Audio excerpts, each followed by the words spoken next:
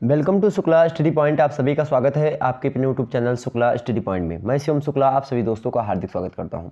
तो फ्रेंड्स, आज की वीडियो के अंतर्गत हम आपको यह बताएंगे कि आखिरकार इंग्लिश लिटरेचर जब आप लेते हैं तो उसके पेपर 2 के अंतर्गत बीए सेकंड ईयर में आपसे क्या पूछे जाते हैं और कौन कौन से प्रश्न पूछे जाते हैं, और जो भी प्रश्न पूछे जाते हैं आखिरकार उनका फॉर्म क्या होता है, मतलब किस तरीके से पूछे जाते हैं, उनको बताने का प्रयास करूंगा। साथ ही साथ आपके पेपर 2 का क्या नाम है उसको भी बता दूंगा।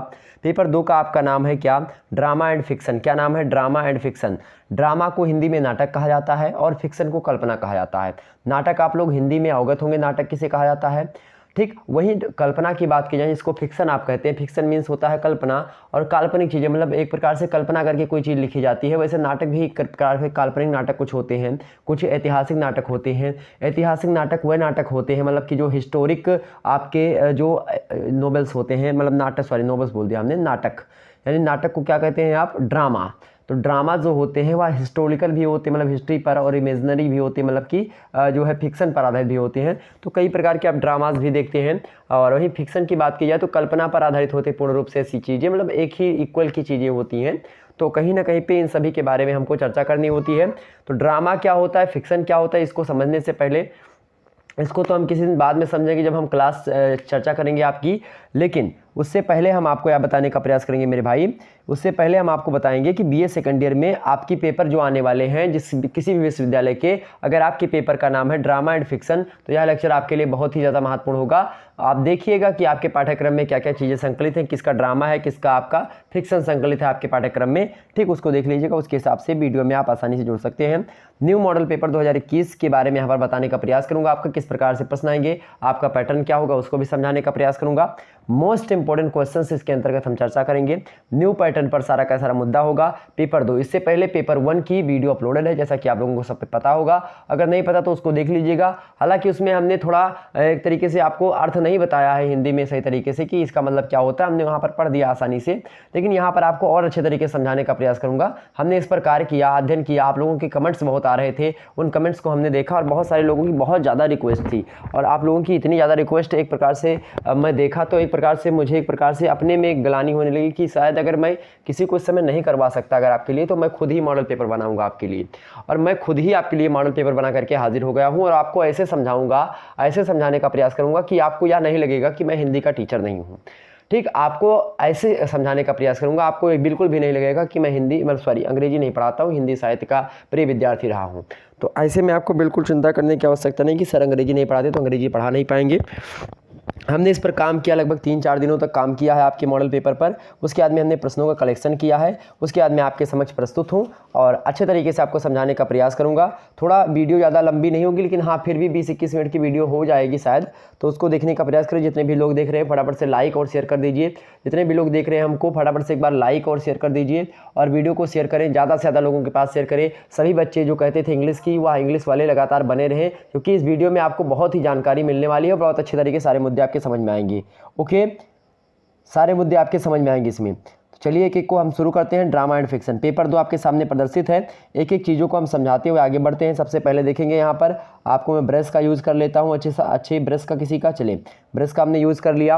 पेपर 2 भैया, पेपर 2, और जिसका भी और ध्यान रखेंगे, बीए थर्ड ईयर वालों के लिए इंग्लिश की भी आपकी आ जाएगी, और बीए फर्स्ट ईयर वालों अगर आप देख रहे हो तो आपके लिए भी जल्दी आपके सामने प्रस्तुत करूँगा। वैसे फर्स्ट ईयर की परीक्षा होनी नहीं है, आगे आने वाले समय में जो होनी है उनके लिए। तो अब इंग्लिश की भी आपकी प्रॉपर क्लासेस होंगी। अब थर्ड ईयर में आप जाएंगे तो इंग्लिश क्लासेस आपको मिलती रहेंगी, ठीक है, ध्यान रखेंगे।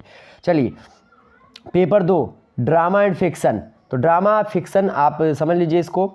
वहीं पर देखेंगे सबसे पहले आप जब पेपर देने जाएंगे तो आपको नोट मिलेगा, और नोट में आपको क्या लिखना है, सॉरी नोट में आपको क्या समझना, सबसे पहले जब पेपर देने आप जाएं, लिखने से पहले आपको देखना होगा कि आखिरकार आपके नोट में क्या दिया है। यहाँ पर देखिए, attempt all sections as per instruction, मतलब कि आपको सारे के सारे जो है जो खंड दिए गए हैं, उन सेक्शन दिए गए हैं, उन खंड को आपको देखना है कि उस खंड के अंतर्गत कौन सा सेक्शन, मतलब कि कौन सा नोट लिखा है, कौन सा निर्देश दिया गया है, कौन सा इंस्ट्रक्शन दिया गया है। तो उस इंस्ट्रक्शन को फॉलो करते हुए आपको आंसर लिखना है, ठीक। अब देखिए यहाँ पर सेक्शन ए और सेक्शन बी, सेक्शन सी, 3 खंडों में आपका पेपर बटा हुआ होता है। जिस प्रकार से हिंदी में आप देखते हैं, सोशियोलॉजी में देखते हैं, जिस प्रकार से आप अन्य सब्जेक्ट में देखते हैं, ठीक उसी प्रकार से यह भी पैटर्न होता है। अब पैटर्न, पहले पैटर्न आपका होता था, अभी मैं समझाता हूँ। अब सेक्शन ए से आपके अति लघु उत्तरीय प्रश्न पूछते थे, मतलब कि वेरी शॉर्ट टाइप आप क्वेश्चन पूछ जाते हैं। जबकि बात की जाए जो है जो सेक्शन सी बी होता है, सेक्शन बी से आपके कैसे प्रश्न पूछे जाते हैं, तो आपके शॉर्ट आंसर टाइप क्वेश्चन पूछे जाते हैं, और सेक्शन ए से वेरी शॉर्ट आप टाइप क्वेश्चन पूछे जाते हैं। बात की जाए सेक्शन सी से, तो सेक्शन सी के जो आपके प्रश्न पूछे जाते हैं मेरे भाई, सेक्शन सी के प्रश्न जो आपके पूछे जाते हैं लॉन्ग आंसर टाइप क्वेश्चन पूछे जाते हैं। उनको पहले आपको 2 करना होता था, अब 1 करना होगा। और लघु उत्तरीय था जो शॉर्ट आंसर होते हैं उनको पहले आपको 5 करना होता था, अब आपको कितने करने होंगे, अब आपको 3 करने होंगे। इसी प्रकार से जो आपको जो है very short type of question 10 करने होते थे, अब आपको 5 करने होंगे। इसी प्रकार से विभिन्न यूनिवर्सिटीज अपने अपने हिसाब से तय करती हैं, हालांकि आपको इतने ही लिखना होता है, अधिकतर विश्वविद्यालय में यही रूल चलता है। ठीक, अब वहाँ पर रूल वही होता है, लेकिन अब वहाँ पर आपको क्वेश्चन कहेंगे, क्वेश्चन 1 अनिवार्य है। किसी किसी विश्वविद्यालय में हमने पेपर डाला होगा, आप देखिए सोशियोलॉजी वगैरह का पढ़ा होगा, उसमें देखेंगे, उसमें भी हमने बताया, उसमें का जो है 4 इकाई देंगे कि 4 इकाई में पेपर बटा हुआ है, 4 इकाई में से केवल 3 इकाई करनी है, और 3 इकाइयों में जो वर्णित है तो 1 इकाई में 2 प्रश्न देता है, और उन दोनों में से केवल 1 ही प्रश्न करने होते हैं। तो यह एक प्रकार से फंडा किसी में चलता है। किसी में केवल 4 प्रश्न दिए होते हैं, उन 4 प्रश्नों में मतलब कि 10 प्रश्न दिए होंगे, उनमें से केवल 4 करने होंगे। इसी प्रकार से तमाम सारे जो है चीज़ें होती हैं। हालांकि जो प्रश्न होंगे आपके लगभग यहीं से आते आपको मिलेंगे, और ध्यान रखेंगे अपने में जो शामिल होंगे आपके पाठ्यक्रम में उसी के अकॉर्डिंग आप देखने का प्रयास करेंगे। मतलब हो सकता है आप में थोड़ा, जैसे कि आपने में अगर बात की जाए तो शेक्सपियर हैं, अगर यहाँ पर जिसकी मैं बता रहा हूँ आपको, तो इसमें शेक्सपियर वगैरह के बारे में हम देखेंगे। जैसे यहाँ पर जो है एक पुस्तक आती है, बीपी सिन्हा ने लिखी उसको, विलियम शेक्सपियर के जो है मैकबेथ, जो इनका नाटक है विलियम शेक्सपियर का, वह संकलित है। वहीं जीबी शॉ का जो है आर्म्स एंड द मैन संकलित है, जो कि डॉक्टर मीनू दुबे की एक पुस्तक है, उससे आप इसको पढ़ सकते हैं। वही बात की जाए यूनिट 2 में, और देखते हैं थॉमस हार्डी का एक प्रकार से फार फ्रॉम द मेडिंग क्राउड है, और जो कि डॉक्टर ओएन उपाध्याय की पुस्तक है, उसमें आप देख सकते हैं। ये सारी की सारी चीज़ें हैं, तो यहीं से हम आपको बताने का प्रयास करते हैं। आप भी देख लीजिएगा, जो भी आप में ड्रामा एंड फिक्शन शामिल होंगे तो अपने हिसाब से ड्रामास पढ़ने का प्रयास करेंगे। हालांकि जो क्वेश्चंस होंगे आपके इसी टाइप से पूछे जाएंगे। देखते हैं पहला नोट, आप देखेंगे, attempt all the question, give answer of each question in about 50 words. मतलब मेरे प्यारे दोस्तों, आपको यहाँ पर अटेम्प्ट ऑल क्वेश्चन जो लिखा है, ऑल यहाँ पर गलत काटिए। सबसे पहले अटेम्प्ट मतलब अटेम्प्ट ओनली 5 क्वेश्चंस। ठीक, ओनली 5 क्वेश्चंस, किन्हीं 5 प्रश्नों के आपको उत्तर देने हैं, और आपको कितने आपको लिखा मिलेगा वहाँ इंस्ट्रक्शन में, उसको देख लीजिएगा एक बार। ठीक, अब देखेंगे यहाँ पर जो है प्रश्नों की कतार आपके सामने लाने का प्रयास करता हूँ। प्रश्न देखें, सबसे पहला प्रश्न, राइट अ नोट, मतलब कि क्या लिखना है किसी के बारे में। Right a note on the, किसके बारे में, on the comic element. Comic element मतलब क्या होता है, कॉमिक मतलब होता है हास्य, एलिमेंट मतलब होता है तत्व। तो क्या कॉमिक एलिमेंट लिखना है किसके बारे में, on the comic element right a note on. आपको नोट करना मतलब लिखना है क्या, कॉमिक एलिमेंट मतलब हास्य तत्व लिखना है, इन यानी किसके परिप्रेक्ष में, किसमें वर्णित है, तो far from the madding crowd.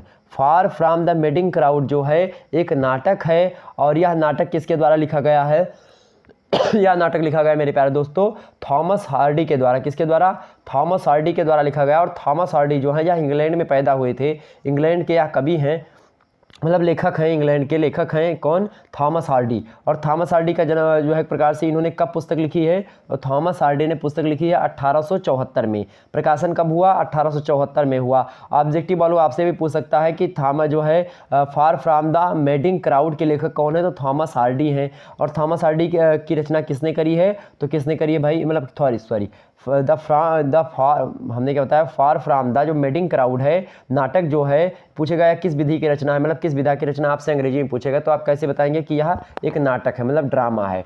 ठीक, वहीं आपसे पूछे किसने लिखा, तो थॉमस हार्डी ने लिखा। कब लिखा, 1874 में लिखा। इसमें कितने पेज हैं, तो 464 पेज का यह नाटक है। ठीक, इतनी बातें क्लियर हो गई। तो यहाँ पर फार फ्रॉम द मेडिंग क्राउड में जो हास्य तत्व है उसके बारे में आपको लिखना है। क्वेश्चन क्या कह रहा है कि जो मेडिंग क्राउड है, जो the far from the madding crowd है, इस मेडिंग क्राउड के बारे में जो कि एक रचना है किसकी, जो है किसकी रचना है, थॉमस हार्डी की रचना है, लिखी गई 1874 में। उसमें जो हास्य तत्व हैं उसके बारे में आपको लिखना है। कितने शब्दों में, तो यहाँ पर 50 शब्द लिखा है। 50 शब्द अब आपको नहीं लिखना है नए परिप्रेक्ष्य में, आपको 40 प्रश्न लिखना है। 10 आपके शब्द हैं उसको कोरोना खा गया, तो कोरोना 10 शब्द आपका खा चुका है अब, और इसमें से 5 प्रश्न वो कोरोना ले गया आपका। ठीक, ध्यान रखेंगे। चलिए, और 1.5 घंटा समय भी कोरोना खा गया। चलिए आगे देखते हैं दूसरा नंबर प्रश्न। दूसरा नंबर प्रश्न आपसे कह रहा है कि write a note on the title of the novel. Title मतलब जानते हैं शीर्षक होता है, सभी को पता होगा। तो write a note on the शीर्षक ऑफ द नोबल मतलब इस नोबल का, कौन से novel? Far from the madding crowd. तो far from the madding crowd जो या वो है जो नाटक है, इस नाटक में आप शीर्षक लिखें, मतलब इसके बारे में शीर्षक जो है, इसके शीर्षक पर एक प्रकार से टाइटल ऑफ द नोबल, तो इस पर नोबल लिखें, एक प्रकार शीर्षक के बारे में आप बताएं उसका शीर्षक क्या है। ठीक, आगे देखते हैं अगला प्रश्न आपके सामने तीसरा नंबर प्रश्न देखिए आप सभी लोग। डिस्कस मतलब होता है कि इस पर चर्चा करें। ठीक, चर्चा कीजिए कि हार्डी कौन? तो थॉमस हार्डी। ठीक, कौन है Thomas Hardy? Far from the madding crowd के लेखक हैं। ठीक, ध्यान रखेंगे। तो थॉमस हार्डी जो हैं मतलब डिस्कस हार्डीज फिलोसॉफी मतलब उनके विचार जो हैं उसके बारे में डिस्कस करना है। आप द किसके परिप्रेक्ष्य में?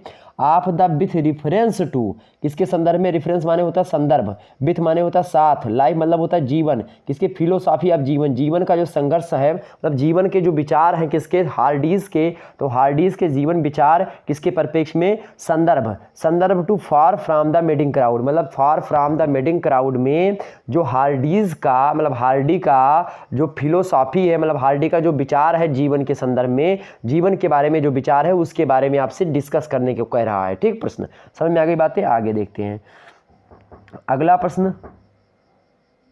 तो आगे हम बढ़ते हैं अगले प्रश्न की ओर। तो यहाँ पर हमने बता दिया कि इनके जो है किसके बारे में आपको हार्डी के जो जीवन से संबंधित विचार हैं और जो फार फ्रॉम द मेडिंग क्राउड के संदर्भ में मतलब उसके डिफरेंस में आपको बताना है। यहाँ पर अगला प्रश्न आपके सामने क्या दिया है? अगला प्रश्न देखिए मेरे भाई, अगला प्रश्न आपका यहाँ पर दिया हुआ है डिस्कस द कैरेक्टर ऑफ लौका। क्या? डिस्कस द कैरेक्टर ऑफ लौका। तो लौका के बारे में आपको बताना है, लौका के कैरेक्टर यानी चरित्र चित्रण, लौका का चरित्र चित्रण कीजिए, आपसे ऐसे प्रश्न हिंदी में बनेगा। तो यहाँ पर देखें लौका के बारे में आपको डिस्कस करना, चर्चा करनी है उसके किसके बारे में? उसके कैरेक्टर के बारे में, उसके चरित्र के बारे में, लौका के। लौका कौन है एक प्रकार से? तो एक प्रकार से लौका जो है वह इसी से संबंधित है, आपके नाटक का ही एक भाग है और जो कहीं ना कहीं पे आर्म्स एंड जो ये बना है आर्म्स एंड द जो हमने बताया था आपको जो जी.बी. शॉ ने लिखा है उसके बारे में, तो वो वही उसी नाटक का एक प्रकार से यह एक भाग है। मतलब क्या बताया था हमने आपको? Arms and the man. GB. Shaw जो कि जी.बी. शॉ मतलब होता है जॉर्ज बर्नार्ड शॉ, इनका पूरा नाम है और यहीं से जो है प्रश्न आपसे बन सकता है। तो इसमें जो आर्म्स एंड द हमने आपको बताया आर्म्स एंड द मैन जो कि जी.बी. शॉ की एक रचना है, जो कि डॉक्टर मीनू दुबे की पुस्तक में आप देखेंगे तो एक प्रकार से पुस्तक आती है, उसमें आपको इसके बारे में विस्तार से जानकारी मिल जाएगी। तो जी.बी. शॉ की इस पुस्तक में जो है लौका जो है एक चरित्र हैं, उनके चरित्र का चित्रण यहाँ से आपसे पूछ रहा है, मतलब उनका कैरेक्टर बताइए। ठीक, आगे देखते हैं अगला प्रश्न आपसे। हु इज़ चॉकलेट मतलब कि who is chocolate cream soldier. Chocolate cream soldier जो था वह कौन था और उसे क्यों जो है चॉकलेट क्रीम सोल्जर के नाम से पुकारा जाता था यानी बुलाया जाता था। ठीक, व्हाई इज़ ही कॉल्ड सो और उसे क्यों कहा जाता था क्या? Chocolate cream soldier. पहली तो बात who is chocolate cream soldier, chocolate cream soldier जो था वह कौन था और आखिरकार उसको चॉकलेट क्रीम सोल्जर बुलाया जाता था, तो क्यों बुलाया जाता था इस बात को पूछ रहा है यहाँ पर प्रश्न। ठीक, इसको आपको 40 शब्दों में डिस्कस करना है, आपको लिख देना है। आगे देखें अगला नंबर प्रश्न। अगला प्रश्न आपके सामने है भाई, अगला प्रश्न देखेंगे सभी लोग, फटाफट से अगला प्रश्न देखने का प्रयास करें। अगला प्रश्न दिया हुआ है, ये देखें BI नंबर मतलब कि आपका जो है चौथा नंबर होगा, छठवां नंबर प्रश्न।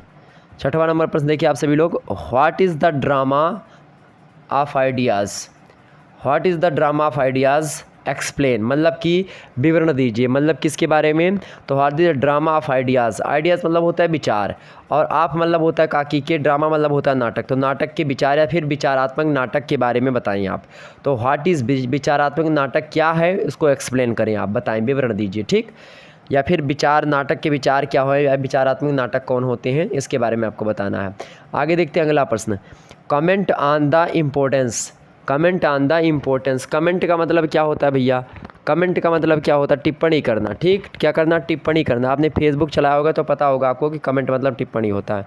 कमेंट, तो comment on the importance. Importance मतलब होता है महत्व। ठीक, ऑन द मतलब होता है पर, तो कमेंट्स ऑन मतलब टिप्पणी किस पर, इंपॉर्टेंस किसके महत्व पर, किसके महत्व पर, आप मतलब होता है काकी के, तो sleep walking scan, sleep walking scan मतलब होता है नींद में चलने का दृश्य या फिर नींद में चलने का एक प्रकार से जो नज़ारा होता है। तो नींद में चलने का नज़ारा कहाँ में, इन मैकबेथ। मैकबेथ कौन थे, मैकबेथ एक नाटक है भैया, मैकबेथ एक नाटक है जो कि विलियम शेक्सपियर ने लिखा है। किसने लिखा है, विलियम शेक्सपियर ने लिखा है। कौन, मैकबेथ नाटक। और ये जो मैकबेथ नाटक है मेरे भाई, यह मैकबेथ जो थे एक सेनापति थे, और किसके सेनापति थे, तो एक राजा हुआ करते थे डंकन, और इंग्लैंड के आसपास के यानी स्कॉटलैंड के सम्राट हुआ करते थे।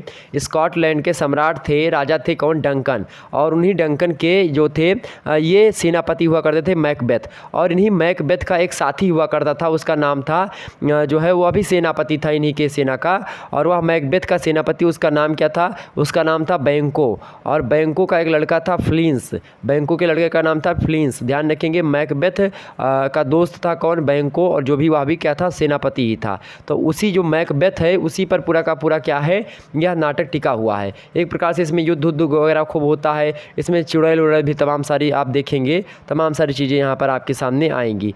वैसे बताएं अगर आपसे इनमें पूछेगा कि कौन कौन सी चीज़ें होती हैं, पहले जानिए मैकबेथ जो है एक नाटक है जो कि शेक्सपियर ने लिखा है। ऑब्जेक्टिव वालों आपसे पूछेगा मैकबेथ नाटक किसने लिखा है, यानी मैकबेथ ड्रामा किसका है, तो शेक्सपियर का है। ठीक, और ये कैसा नाटक है, तो यह शोकांत नाटक है। कैसा है, शोकांत नाटक है। शोकांत मतलब होता है कि इस नाटक का जो खात्मा होता है, समापन होता है, वह शोक से होता है, तो इसीलिए इसको शोकांत नाटक कहा जाता है। कहा जाता है इसके संदर्भ में कोई जो है एक प्रकार से ऐतिहासिक बातें नहीं वर्णित है, मतलब ऐतिहासिकता पर नाटक आधारित नहीं है पूर्ण रूप से, इसका उल्लेख उतना सही तरीके से नहीं मिलता है, पूर्ण रूप से जो है ऐतिहासिक नाटक नहीं है। तो जो इसमें बातें बताई गई हैं डंकन वगैरह के बारे में, या फिर जो है इनके जो तमाम सारी की स्कॉटलैंड के सम्राट थे, या ऐतिहासिकता पर पूर्ण रूप से आधारित नहीं है। मैकबेथ की रचना कब हुई है, इस संदर्भ में मतभेद है विद्वानों में। 1603 ईस्वी कोई मानता है और कोई 1606, मतलब कि विद्वानों में ने माना कि 1603 ईस्वी से लेकर के 1606 ईस्वी के बीच की रचना है। कौन रचना है भैया, कौन रचना है, तो इन्होंने बताया कि 1606 से लेकर के 1603 से 1606 के बीच की रचना है, उसी में लिखी गई है आपकी मैकबेथ, शेक्सपियर जी ने लिखा है। ठीक, विद्वानों ने माना। इसमें पूछेगा कि इसमें चरित्र कौन कौन से हैं, तो डंकन सबसे पहला चरित्र है जो कि स्कॉटलैंड का कौन है, सम्राट है, और इस डंकन के 2 पुत्र हैं, मतलब 2 नहीं और तमाम सारे पुत्र हैं, लेकिन 2 पुत्र मुख्य भूमिका में आपके दिखाई पड़ेंगे। एक तो सबसे बड़ा लड़का जिसका नाम है मैल्कम, क्या नाम है उसका, मैल्कम, तो सबसे बड़े लड़का का क्या नाम है, डंकन के मैल्कम नाम है। और जो छोटा लड़का है उसका क्या नाम है, सबसे छोटा लड़का, उसका नाम है डोनाल बैन, क्या नाम है, डोनल बैन। डोनल बैन छोटा लड़का है और मैल्कम बड़ा लड़का है, किसका, डंकन का, जो कि कहाँ के, स्कॉटलैंड के सम्राट हैं। ठीक, स्कॉटलैंड के कौन बताता है, या शेक्सपियर बताते हैं अपनी पुस्तक किसमें, मैकबेथ में, जिसकी रचना कब हुई, 1603 से 1606 के बीच में हुई। कैसा नाटक है, या शोकांत नाटक है। ठीक, ध्यान रखेंगे। और मैं बता दूं इसके बारे में, मैकबेथ और उसके बाद में और भी इसमें चरित्र जैसे बात की जाए, मैकबेथ भी एक चरित्र है इसमें। मैकबेथ मुख्य चरित्र है, मैकबेथ सेनापति होता है, बाद में यह स्कॉटलैंड का राजा भी बनता है। और कौन बताता है कि यह स्कॉटलैंड का राजा बनेगा, राजा बनने से पहले जंगल में जाते हैं एक प्रकार से इसका साथी बैंको जो सेनापति है, और मैकबेथ भी सेनापति, जंगल में एक बार इनको चुड़ैल मिलती है, तो 3 चुड़ैलें मिलती हैं इनको, और यह 3 चुड़ैलें जो होती हैं यहाँ भी नाटक का ही पात्र हैं, मतलब चरित्र हैं। और वह बताती हैं इनको कि मैकबेथ से कहती है कि तुम आने वाले समय में स्कॉटलैंड के राजा बनोगे, सम्राट बनोगे। और मैकबेथ को बताती हैं कि तुम जो है बनोगे, थेन बनोगे, लेकिन तुम जो है राजा नहीं बनोगे, तुम्हारे वंशज राजा बनेंगे। और वास्तविक बातें ये हुई बाद में ही चल करके, तो ये बातें चुड़ैलों ने बताई थी। उसके बाद में गायब हो गई थी चुड़ैल। नाटक का जो पढ़िएगा, कभी गूगल वगैरह करेंगे तो शायद आपको मिल जाए। ठीक, अगर ढूंढेंगे सही तरीके से तो आपको मिल जाएगा, लेकिन आपके पास पुस्तक है तो आप वहाँ पे देखेंगे तो समझ में आ जाएगी सारी बातें। ठीक, तो मैकबेथ कौन है, सेनापति, किसका सेनापति है, स्कॉटलैंड के सम्राट का, नहीं डंकन का सेनापति है। बाद में चल करके स्कॉटलैंड का यह राजा बन जाता है, और 2-3 जगह पर यह थेन का भी कार्य करता है। थेन मतलब होता है सरदार, किसी इलाके में सरदार बना दिया था इसको, थेन। ठीक, तो थेन के पद पर भी 2 थेन के स्थान पर इन्होंने काम किया था मैकबेथ ने।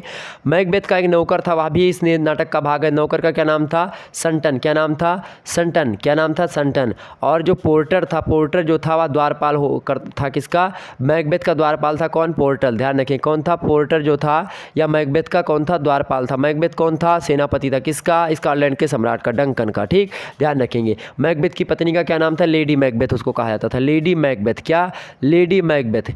ठीक। और इसकी सेविका एक भी थी लेडी मैकबेथ की, ठीक। ध्यान रखिए यहाँ भी चरित्र का भाग है। और उसके बाद बैंको है, बैंको मैकबेथ का कौन है, दोस्त है और सेनापति भी है।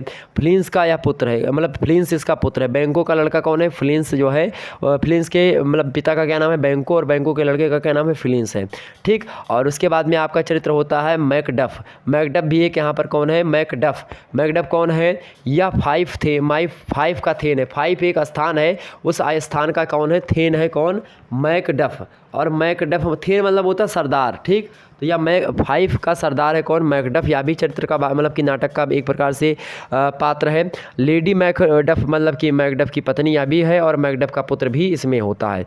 वहीं बात करेंगे टेकेटी। टेकेटी मतलब क्या होता है, जादू की जो है टोने की देवी होती थी टेकेटी। तो टेकेटी भी जो है इसमें है। टेकेटी कौन है, टेकेटी जादू की मतलब जादू टोने की देवी एक प्रकार से बोल सकते हैं, वह टेकेटी है। यह भी एक प्रकार से नाटक का पात्र है। और 3 चुड़ैलें हैं जो कि एक प्रकार से नाटक की भाग है। मैकबेथ और बैंको के वंशजों के राजा बनने मतलब कि उसके राजा बनने की घोषणा करती हैं, यही भविष्यवाणी करती हैं। और इसमें 3 हत्यारे भी आपको देखने को मिलेंगे। तो इस प्रकार से यह एक प्रकार से नाटक बड़ा ही आप पढ़ेंगे, बड़ा अच्छा नाटक है, ध्यान से कभी पढ़ेंगे अगर आपके पाठ्यक्रम में है। आगे देखते हैं। यहाँ पर हमने इसके बारे में बता दिया आपको, तो कुछ तो आपको जानकारी मिली ही होगी इसके बारे में। देखिए अगला प्रश्न आपके सामने है। अगला प्रश्न है, फटाफट से एक बार वीडियो को लाइक और शेयर कर, जितने भी लोग देख रहे हैं फटाफट से वीडियो को लाइक और शेयर कर दीजिए। सभी लोग वीडियो को लाइक और शेयर कर दीजिए मेरे भाई। चलिए फटाफट से आगे बढ़ते हैं। अगला प्रश्न आपके सामने है, हु इज़ कॉल्ड। यहाँ पर हमने क्या बताया, comment of the importance of sleep walking scene in Macbeth. मतलब मैकबेथ का जो चलने वाला मतलब कि नींद में चलने वाला जो एक प्रकार से हमने क्या बताया आपको, हमने बताया मेरे भाई कि जो है नींद में चलने का जो दृश्य है किसमें, मैकबेथ में, वह एक प्रकार से उसका इम्पोर्टेंस क्या है किसमें, उस मतलब उसके इम्पोर्टेंस पर टिप्पणी लिखी। किसके इम्पोर्टेंस पर, जो नींद में चलने का दृश्य है मैकबेथ में, ठीक। ध्यान रखेंगे। आगे देखते हैं। अगला प्रश्न आपका दिया हुआ है 7वां नंबर, सॉरी 8वां नंबर प्रश्न। 8वां नंबर प्रश्न देखिए, who is the called the fourth which is Macbeth. मतलब क्या, इसका मतलब क्या है भाई, इसका मतलब है कि मैकबेथ में, मैकबेथ जो नाटक है मैकबेथ में चौथी डाइन किसे कहा गया है। तो मैकबेथ जो नाटक है उसमें 3 चुड़ैलें तो हैं, 3 डाइनें हैं, लेकिन अब उसमें चौथी डाइन है, चौथी चुड़ैल किसे कहा गया है, यह प्रश्न आपसे पूछा गया है मैकबेथ में, ठीक।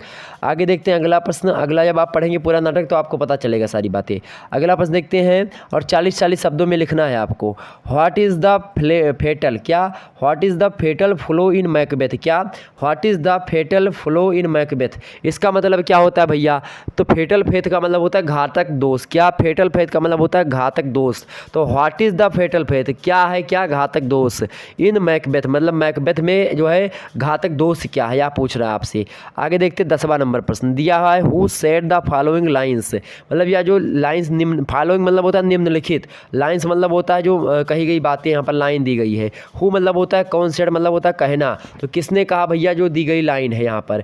तो who said the following lines, किसने कहा यह लाइन, ऐसे आपसे पूछा जा रहा है। लाइन क्या दी गई है आपसे, लाइन दी गई है मेरे भाई कि had he not resembled my father as he slept I had done it, यह पूछा गया है आपसे। अब यहाँ पर समझने का आप यह प्रयास करेंगे कि इसका मतलब क्या होता है। इसका मतलब होता है कि यदि वह सोते हुए मेरे पिता जैसा नहीं होता तो मैं नहीं करता, यदि वह सोते हुए मेरे पिता जैसे नहीं होता तो मैं नहीं करता, यह कथन है। और यही पूछ रहा है यह कथन किसने कहा है, ठीक। आपसे अब इसको देखिएगा आप लोग, यह प्रश्न सभी लोग पढ़ लीजिएगा, इंपॉर्टेंट प्रश्न है, ठीक। अपनी सीरीज वगैरह में मिलेगा तो इसको जरूर पढ़ेंगे। अगला प्रश्न सेक्शन बी आपके सामने है। सेक्शन बी से प्रश्न आपसे पूछा गया। सबसे पहले सेक्शन बी का नोट पढ़ेंगे। अटेम्प्ट ऑल क्वेश्चन नहीं, attempt any 3 questions, attempt any 3 questions, okay. Give answer of each question in about 200 word नहीं, आपको यहाँ पर 150 वर्ड्स होगा, ठीक। ध्यान रखेंगे, आपको 150 शब्दों में लिखना, 3 मतलब कि एक प्रकार से 3 प्रश्न करने हैं। पहला प्रश्न इसके संदर्भ में देखेंगे, एक्सप्लेन द फॉलोइंग लाइन्स, मतलब इसको एक्सप्लेन करना। एक्सप्लेन मतलब होता है क्या, कि व्याख्या करना। व्याख्या करिए निम्नलिखित लाइन्स की जो दी गई है। विथ मतलब होता है साथ में। रेफरेंस मतलब होता है क्या, रेफरेंस मतलब होता है संदर्भ। टू द कॉन्स्ट्रक्ट मतलब होता है व्याख्या। तो अंडर हिम मतलब कि एक प्रकार से कॉन्स्ट्रक्ट अंदर ही आपको लिखना है क्या, explain the following lines with reference to the context, मतलब कि कॉन्टेक्स्ट अंडर हिम। मतलब आपको क्या लिखना है, दी गई मतलब व्याख्या की आपको क्या लिखना है, या फिर दी गई जो उक्ति है या फिर जो लाइन दी गई है इसकी आपको संदर्भ सहित व्याख्या लिखनी, जैसे हिंदी में आपको लिखते आता है। अब यहाँ पर देखने का प्रयास करें आप लोग। पहली लाइन यहाँ पर दी गई है आपको, माई जीनियस, क्या my genius is rebuked as it a said mark जो है या फिर एंटनीज वाज बाई जो है केसर। इसको आप देखेंगे यह एक प्रकार से इसकी व्याख्या करने को आया है। अगर यह व्याख्या आपको नहीं पता है तो अगला करके अगली व्याख्या कर सकते हैं, मतलब 3 ही आपको करने हैं व्याख्या। अब आपको जो प्रश्न देगा उसमें देगा कि व्याख्या खंड जो है वह अनिवार्य है, एक व्याख्या आपको जरूर करनी पड़ेगी। हो सकता है 3 व्याख्या आपको अथवा करके दे दे, उनमें से एक ही व्याख्या आपको करनी है और बाकी आपको 2 प्रश्न करने को दे देगा, ठीक, ध्यान रखेंगे। आर करके अथवा देंगे, ये भी देख लीजिए, ये भी इंपॉर्टेंट है। आप ये प्रश्न पूछे गए हैं आपके प्रीवियस क्वेश्चन में, ठीक। Which of the 6 is the real man, that's the question that जो है torments mean, one of the them he hero, another of buffoon मतलब कि बुफोन, अनदर जो है हम्बंग, अनदर प्रोफेस, और इसके अंदर में आप बीट आप जो है बैकग्राउंड, ये आप जो है इसकी रेफरेंस और कॉन्टेक्स्ट लिख सकते हैं। अगला प्रश्न दिया हुआ है यहाँ पर, यह भी देख लीजिए, अभी इंपॉर्टेंट है। Explain the following lines with reference to the context, वही बात है, संदर्भ से व्याख्या करनी है। इट पहला दिया है, if it wear done when मतलब TISS done, then their bell it where done quickly, if दी मतलब कि यहाँ पर लिखा है एसेसिन मतलब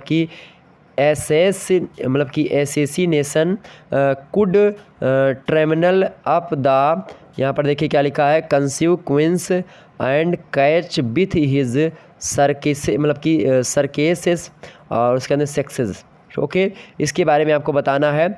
और आर करके दिया अथवा करके आपको यहाँ पर उसको भी ध्यान देने की योग्य बात है, इसको भी पढ़ते हैं थोड़ा सा देखेंगे। प्रोनाउंस उतना सही मेरा नहीं हो पाएगा तो उसके लिए माफ़ी चाहेंगे, बाकी आपको आगे चल करके और बातों को समझाने का प्रयास करूँगा, ठीक। आगे देखते हैं। The innocent sleep that knits up the ravelled sleave of care, the death of each day's life sore labour's bath balm of hurt minds great nature's second courses chief जो है nourishers in life is feast, okay. इसको आप कर सकते हैं। अब चौथा number प्रश्न आपके सामने दिया है, explain the following lines with special reference to the context. इसको अभी आप देखेंगे, देखें इसको। You can tell the young ones why their bedness the slashing, the old ones come bunched up under the number 1 guard. They know that they are wear projectiles and that it's no use trying to fight. आर करके दिया यहाँ पर, वो भी देख लीजिए, अगर वह नहीं पता तो ये नीचे वाला कर सकते हैं। Hot an army the take का जो है मतलब कि cannons out the cherry trees and the officers या मतलब कि officers send for their wives to keep discipline, ठीक, डिस्किप्लाइन, ये इतना आपको दिया गया है, इसको आपकी व्याख्या वगैरह करनी है, ठीक। आगे देखते हैं। 5वां नंबर प्रश्न आपसे दिया गया है कि गिव आर करेक्टर स्केच, क्या लिखा है यहाँ पर, बतसेबा, क्या लिखा है, बतसेबा। तो यहाँ पर आपको मेरे प्यारे दोस्तों आपसे पूछा गया कि बतसेबा का चरित्र कीजिए, बतसेबा का चरित्र कीजिए, आपसे पूछा गया। अगर ये आप प्रश्न आप नहीं कर सकते तो और करके दिया गया अगला प्रश्न, ये को देखिए। अगला प्रश्न दिया गया है, क्या दिया गया, इवोल्यूट द करेक्टर आप जो है बोल्डवुड कौन है भाई, तो बोल्डवुड भी एक प्रकार से व्यक्ति हैं, एक पात्र ही है, इनका भी चरित्र आपसे पूछ रहा है। तो चाहे आप बतसेबा का चरित्र करें और चाहे आप बोल्डवुड का कर दे, दोनों में से एक का, ठीक। आगे देखते हैं। अब यहाँ पर अथवा करके वहाँ पर आपको नहीं देगा, आपको 10 क्वेश्चन दे देगा, उनमें से केवल 3 करने को बोलेगा। 7-8 क्वेश्चन भी दे सकता है, 6-7 क्वेश्चन भी दे सकता है, आपको उनमें से 3 ही करने को आपसे बोलेगा, जहाँ तक है, ठीक, ध्यान रखेंगे। आगे देखते हैं, मैं क्वेश्चन को बता रहा हूँ, क्वेश्चन मतलब मुझे इंपॉर्टेंट क्वेश्चन बताना, आपको इंपॉर्टेंट क्वेश्चन ये सारे हैं। हाउ डज, अगला प्रश्न दिया है, हाउ डज द क्लेश, इंपॉर्टेंट है, हाउ डज द क्लेश between the agricultural and urban modes of जो है life contribute of the development of story in far from the madding crowd. मतलब क्या होता है madding crowd, the far from the madding crowd, ये एक प्रकार से स्टोरी है, मतलब कहा जा रहा है कि कहानी के, किस कहानी के, तो far from the madding crowd में, मतलब far from the madding crowd की कहानी के विकास में कृषि और शहरी जीवन देखेंगे। Between the agriculture and the urban mobs, मतलब कि एग्रीकल्चर मतलब कृषि और शहरी जीवन, अर्बन मोब्स लाइफ कंट्रीब्यूट, मतलब वहाँ पर शहरी जीवन का जो तौर तरीके हैं, मतलब कहानी के विकास में कौन सी, तो कौन सी कहानी का भैया, फार फ्रॉम द मेडिंग क्राउड कहानी के विकास में कृषि और शहरी जीवन के तरीकों के बीच में जो यहाँ पर क्या होता है, कंट्रीब्यूट मतलब संघर्ष होता है, डेवलपमेंट ऑफ स्टोरी इन, मतलब स्टोरी के विकास में, डेवलपमेंट ऑफ स्टोरी मतलब स्टोरी के विकास में, किस स्टोरी के, तो the far from the madding crowd की स्टोरी में क्या डेवलपमेंट होता है, क्या विकास योगदान होता है, और कौन सा विकास योगदान, इन कहानी के विकास में कृषि और शहरी जीवन के तरीकों के बीच संघर्ष कैसे योगदान देता है, द फ्रॉम द मतलब कि फार फ्रॉम द मेडिंग क्राउड में। ठीक, यही आपसे पूछा जा रहा है। अगला प्रश्न देखिए, अगर यहाँ नहीं पता तो अगला प्रश्न आप कर सकते हैं। Right the note on the importance of the porter scan in Macbeth, मतलब क्या है इसका, मैकबेथ के पोर्टर के दृश्य के महत्व पर टिप्पणी दी है। पोर्टर कौन है भैया, पोर्टर हमने आपको पहले बता दिया था, पोर्टर जो है आपका, पोर्टर कौन है, पोर्टर द्वारपाल है, किसका, मैकबेथ का कौन है, द्वारपाल है पोर्टर, और संदेशवाहक भी है, मतलब कि एक प्रकार से सूचनादाता भी यही है। ठीक, ध्यान रखेंगे मैथ का। आगे देखते हैं सेक्शन सी। सेक्शन सी देखें भाई, attempt any two questions, give answer of each question in about 500 words. अब यहाँ पर आपको 5 प्रश्न दिए गए हैं, इन 5 प्रश्नों में से आपको कितने प्रश्न करने हैं, केवल और केवल, पहले 2 करने होते थे, अब इसमें से केवल और केवल 1 करने हैं, मतलब कि यहाँ पर 2 क्वेश्चन यहाँ पर हमने बोल दिया, तो 2 प्रश्न नहीं, अब केवल 1 ही करने हैं, और जो 5 शब्द होता था अब आपको 400 शब्द में ही वहाँ पर लिखेगा मिले। ठीक, तो इंस्ट्रक्शन है, नोट जरूर पढ़ेंगे, उसके हिसाब से करेंगे, बाकी प्रश्न तो लगभग आपके यहीं से आने हैं, ध्यान रखेंगे। अगर आपके पेपर का नाम ड्रामा एंड फिक्सन है, और जो हमने बताया जो आपके में, जैसे कि विलियम शेक्सपियर का अगर मैकबेथ शामिल है, और जी.बी. शॉ का अगर आर्म्स एंड द मैन शामिल है, और आपका जो है क्या शामिल है, फार फ्रॉम द मेडिंग क्राउड शामिल है, थॉमस हार्डी का। ठीक, आगे देखते हैं, draw the character of Macbeth. Draw मतलब होता है खींचना, या फिर जो है एक प्रकार से बनाना, या कोई चीज़ बनाना। तो भाई यहाँ पर ड्रा द कैरेक्टर, कैरेक्टर कोई बनाया नहीं जाता, मैकबेथ के कैरेक्टर के बारे में आपको बताना है यहाँ पर। ठीक, कुल मिलाकर के डिस्कस करना उसके बारे में। आगे देखते हैं, अगला प्रश्न 8वां नंबर दिया है आपका कि व्हाट इज़ द मतलब कि what is the theme of, what is the theme of arms and the मतलब कि and the man discuss in detail. मतलब पूछ रहा है आपसे, कह रहा है, क्या कह रहा है कि आर्म्स एंड द मैन का जो विषय है वह क्या है, पूछ रहा आर्म्स एंड द मैन जो है उसका विषय क्या है, विस्तार से बताइए। विस्तार से मतलब डिस्कस इन डिटेल, मतलब विस्तार, डिटेल मतलब विस्तार से, डिस्कस मतलब होता है चर्चा कीजिए, विस्तार से बताइए, चर्चा कीजिए। ठीक, कुछ भी किसके बारे में, arms and man the man का विषय क्या है, थीम क्या है इसकी। ठीक, उसी थीम के बारे में आपसे पूछा, थीम माने विषय। 9वां देखते हैं, 9वां प्रश्न कि what is the regional novel. Regional novel मतलब होता है क्षेत्रीय जो है नाटक आपका। रीजनल नोबल मतलब क्या होता है, सॉरी, रीजनल नोबल मतलब होता है उपन्यास, नोबल माने क्या होता है, उपन्यास। तो क्षेत्रीय उपन्यास के बारे में आपसे पूछ रहा है, क्या पूछ रहा है, क्या पूछ रहा है मेरे भैया, आपसे क्या पूछ रहा है, हमने बताया क्षेत्रीय उपन्यास क्या, आपसे क्या पूछ रहा है, what is regional novel discuss with special reference to the far from the madding crowd. Far from the madding crowd के संदर्भ में जो है स्पेशल रूप से डिस्कस करें, स्पेशल रूप से किसके संदर्भ में, तो जो है फार फ्रॉम द मेडिंग क्राउड के बारे में आपको यहाँ पर डिस्कशन करना है कि आखिरकार जो है जो क्षेत्रीय उपन्यास होता है, उपन्यास है कौन, तो आपका जो रीजनल नोबल है क्षेत्रीय उपन्यास है कौन, the far from the madding crowd, जो कि थॉमस हार्डी ने लिखा है। ठीक, ध्यान रखेंगे। तो इसके बारे में आपसे पूछ रहा कि रीजनल नोबल के बारे में आप बताइए, उपन्यास क्या होते हैं, रीजनल मतलब कि क्षेत्रीय उपन्यास क्या होते हैं, इसके बारे में आपको बताना है, और साथ ही साथ किसके परिप्रेक्ष्य में, मतलब कि किसके संदर्भ में, तो reference to the far from the madding crowd के। ऐसे पूछता है हिंदी में कि बूढ़िका की कहानी की समीक्षा कीजिए, जो है बूढ़िका की कहानी की समीक्षा कीजिए, मतलब उसके संदर्भ में। यह कहानी की परिभाषा देते हुए बूढ़ी काकी कहानी के विभिन्न कला तत्वों पर प्रकाश डालिए इससे। तो ठीक इसी प्रकार से ऐसे में पूछता है कि हाँ ये क्या होता है रीजनल नोबल, और इसके बारे में जो आपके पाठ्यक्रम में फार फ्रॉम द मेटिंग क्राउड, इसके बारे में आपसे पूछ रहा है कि इसके संदर्भ में बताइए कि आखिरकार रीजनल नोबल के बारे में खरा उतरता है कि नहीं उतरता। 10वां प्रश्न देखिए आप सभी लोग कि who is the hero of far from the क्या मेटिंग क्राउड एंड व्हाई। आखिरकार फार फ्रॉम द मेटिंग क्राउड जो आपका उपन्यास है, उस उपन्यास का हीरो कौन है उस उपन्यास का हीरो कौन है और क्यों है, हीरो कौन है और क्यों है, यही पूछ रहा है आपसे। 11वां नंबर प्रश्न आपको दिया है यहाँ पर, क्या लिखा हुआ है यहाँ पर 11वां नंबर प्रश्न, क्या लिखा है भाई 11वां नंबर प्रश्न देखने का प्रयास करें आप सभी लोग। 11वां नंबर प्रश्न देखें, 11वां नंबर आपको प्रश्न लिखा है, क्या लिखा है, बाउंड्स चली is the mouth pieces for GB shot discuss the above statement. इसका मतलब है आपका कि जो मुख्य पक्ष है या मुख्य पत्र ब्ल्यूंट चली is the mouthpiece for G B Shaw, मतलब मुख्य पत्र, ब्लाउंट चली इज़ द मुख्य पत्र, माउथ पीस मतलब मुख्य पत्र, तो बाउंड चली मुख्य पत्र है किसका, जीबी शॉ का। डिस्कस करें इस बारे में आपसे पूछ रहा है, ठीक इसके बारे में। अगला नंबर 12वां नंबर प्रश्न आपको नहीं दिखाई पड़ रहा होगा, लिखा था उसमें 12वां नंबर प्रश्न, ध्यान से सुनिएगा।